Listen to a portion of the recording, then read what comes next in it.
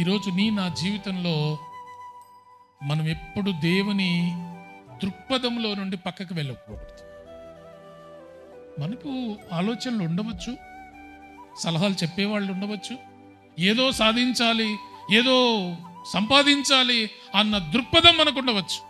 కానీ మన సొంత నిర్ణయాలు ఎప్పుడు మంచి చెయ్యవు.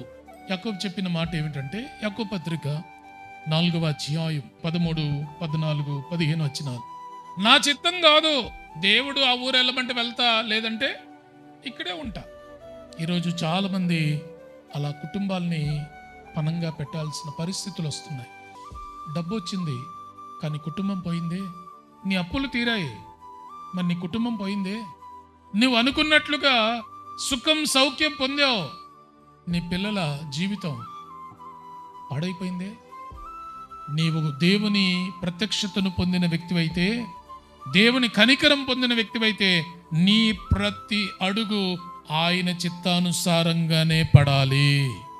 నువ్వు ఎక్కడుండాలా నీ నిర్ణయం కాదు, ఆయన నిర్ణయమే ఉండాలి. మనకంటూ ఏదో కొన్ని ఆలోచనలు వస్తాయని చెప్పి వాటిని నిర్ణయాలుగా మార్చుకుని మనం తప్పటడుగులు వేస్తే దానివల్ల కుటుంబాలు పాడైపోతాయి. ఎప్పుడు మనం అలాంటి నిర్ణయాలు తీసుకోకూడదు. ఎప్పుడు మన దృక్పథం ఏమై ఉండాలంటే దేవుని చిత్తం.